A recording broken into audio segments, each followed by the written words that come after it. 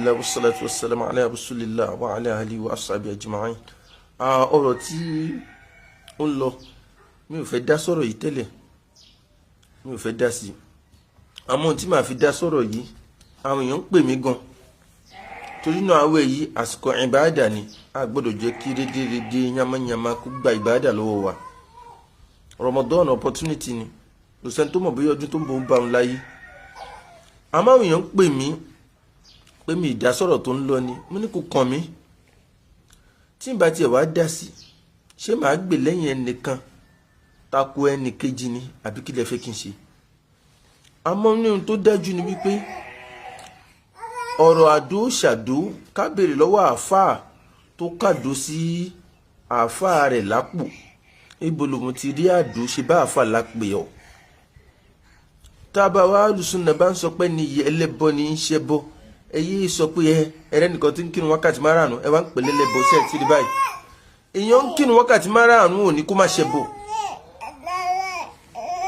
Ó ti yé kẹ́yìn náà máa gbọ́n sí gbogbo ẹ̀yin tẹ́ ń takò àfáà tẹ́ ń pè láfáà lájò lénìí. Ṣẹ́wọ̀n pé ńgbà táwọn sọ pé ń ṣẹbọ tó ń sọ̀rọ̀ ẹbọ lẹ́nu táwọn sọ ẹ wà láwọn tó ń dìfẹ́ǹdì ẹ̀ ní ẹ̀rí mọ́ṣáláṣí tí ń kírun olódi ẹni tó joyè ìlú ẹni pèlè ṣẹ́wàá ti rí pẹ́lẹ́ bọ ní báyìí. Kí làdó wá dọ́wọ́ àfáà? Kí ni kò dé wá dọ́wọ́ àfáà tó fi lọ ń kó àdó sẹ́ẹ̀lì kejì rẹ̀ lápò tó fẹ́ pa á ni? Tó fẹ́ pa á ni? Ìdájọ́ gbogbo ẹni tí bá ń di àdó tí ń fi kó séèyàn lápò tí ń àfẹ́tì ẹni yẹn tí ń mú kó dé ti fi ń láàyàn lórí, ìdájọ́ apààyàn náà ní ká da fálásàsì. Gbogbo àwọn aládò olóògùn oníkóbẹ́rẹ́ oníwé olúgbòhùn gbogbo wọn ìdájọ́ apààyàn nínú ṣẹ̀ríà, ìdájọ́ apààyàn ni. So irú àfáà yìí a lè pè ní apààyàn nínú ṣẹ̀ríà. Ẹ lọ béèrè ìyàwó Hafsa tó jẹ́ kan náà àwọn ìyàwó Ànábì sallallahu alaihi wasallam tó jẹ́ ọmọ fún Umar, ọmọ ọ̀dọ̀ rẹ̀ sàsì, ọmọ ọ̀dọ̀ rẹ̀ ó sàsì.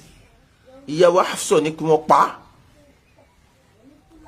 Lásìkò Umar ní uqtulu kulla sahirin wa sahiratin. Ìkọ́nà àwọn sàhábà tó gbàdí sí ẹwà ó ní faqatalna salasata sawahir. Umar pàṣẹ ní gbogbo tó bá ń sàṣìyàn tí ń kọ́ àdó sápò alápò ń mú ìkòdẹ́ tí fi ń láàyàn lórí tí ń tẹ̀jẹ̀ lẹ̀ lórí nǹkan tí ń ṣètùtù tó pẹ́rẹ́ mùsùlùmí. Umar pàṣẹ ni pé ẹ bẹ̀rẹ̀ sí ní pa wọ́n. Ìdájọ́ apààyàn ní ká fálásàsì tó di pé àsàsì ó pààyàn díẹ̀díẹ̀ ni, kò yàtọ̀ sí ìgbà tó dojú bọ̀kan yẹn kọ́ yìnbọn fún yàn.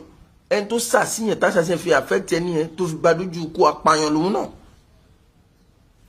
Àfáà tó kọ́ àdó sí yàn lápò apààyàn ni. Ẹjẹ́ apanupọ̀ ká bá a wí tí ṣẹ̀ríà wí nìyẹn pé fàkọ́ọ̀tì ló lẹ̀ tí tẹ̀bùgí hátà tẹ̀fí ilà amọ̀rìlà. Ẹ ń bá kọjá làsẹ́nì kejì ẹ bá a wí tí ó fi padà tí ó fi túbà. Káfà tó ń lo àdó lọ túbà ẹlẹ́bọ ni, ẹ má gbè lẹ́yìn ẹ̀, ẹlẹ́bọ apààyàn ni. Jẹ́ nínú àwọn nǹkan táwọn èèyàn ń pè mí sí, wọ́n kọ́ pè mí jẹta, wọ́n kọ́ pè mí lánàá náà níjẹ́ the same thing wípé ìjó lẹ̀tọ̀ káfà gbà nígbàgbọ́ pé ẹnìkan ló sàsóhun pé ohun tó ń ṣe òun àtọ̀dọ̀ ẹnìkan ló ti wá. Kí ló dé tí ò lè nígbàgbọ́ sí? Ẹni tó sà sí ìyàwó Hafsa ọmọ ọ̀dọ̀ rẹ̀ ni. Ìgbà tó ti confam tó ti rámọ̀ dájú, kí ló dé tó ní kó lọ pàdánù? Ó nígbàgbọ́ sógbà pé òun ló sàsóhun ni. Lẹ́bídù bónà làásọ̀mì kì í ṣe lẹ́bídù làásọ̀mù tẹ́nìkan wí. Ó ti ìwé oṣù ẹ̀jìn jìnnà sí tíra ẹ̀ máa farabalẹ̀ kẹ́ wo tí a dáadáa ìwé bọ́ta kí wọ́n máa pe kíní.